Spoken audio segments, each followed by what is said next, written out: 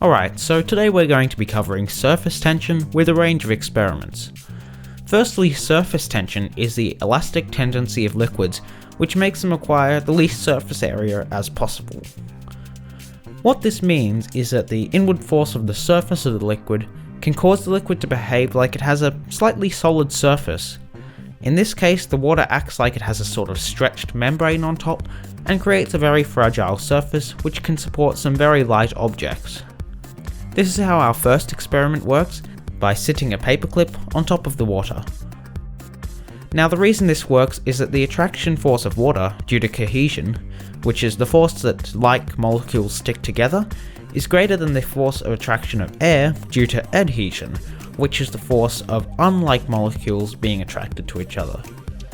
This results in water having a fairly high surface tension of around 72.8 millinewtons per meter at 20 degrees Celsius.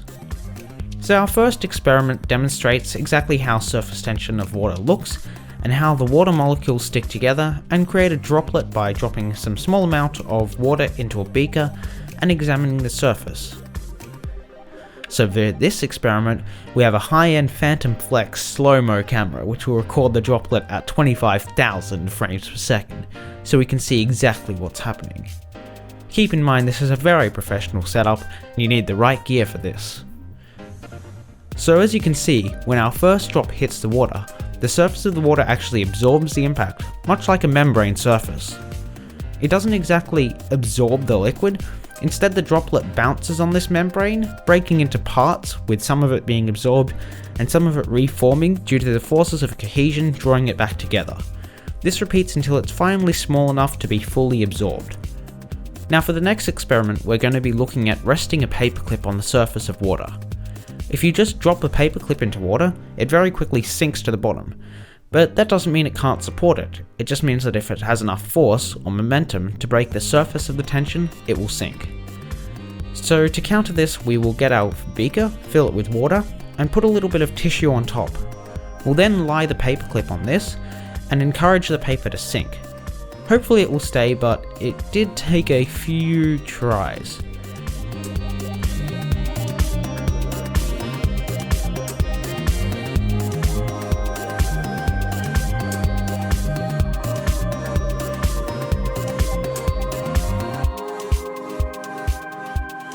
So finally, we got it to sit on top of the water. However, if we add a bit of dishwashing liquid to the water, we find that the paperclip sinks to the bottom of the beaker. This is because the part of the detergent molecule that is designed to attach to fat or grease is hydrophobic, meaning that it repels from water and it tries to get away from the water and push up to the surface, which weakens the hydrogen bonds holding the molecules together at the surface. This significantly weakens the surface tension and therefore allows the paperclip to sink. Now the next experiment requires us to get two beakers, one filled with plain water and one filled with water mixed with dishwashing detergent.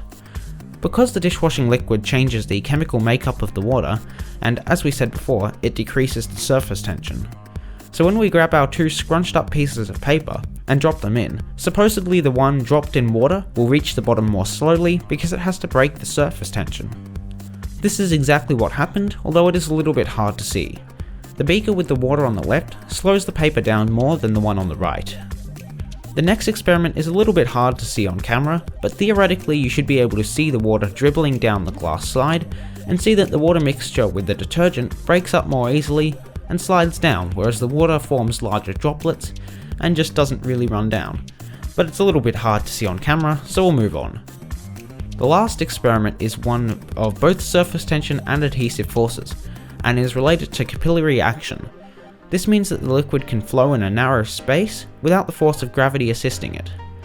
For this we laid out our tissue in a beaker of water and soap water, and watched as the liquid moved through the tissue upwards, thanks to capillary action, which is due to the pressure of cohesion and adhesion, which causes the liquids to work against gravity. Now I hope we have enlightened you to the amazing and utterly profound properties that mere water and dishwashing liquid possesses. So those are our surface tension experiments.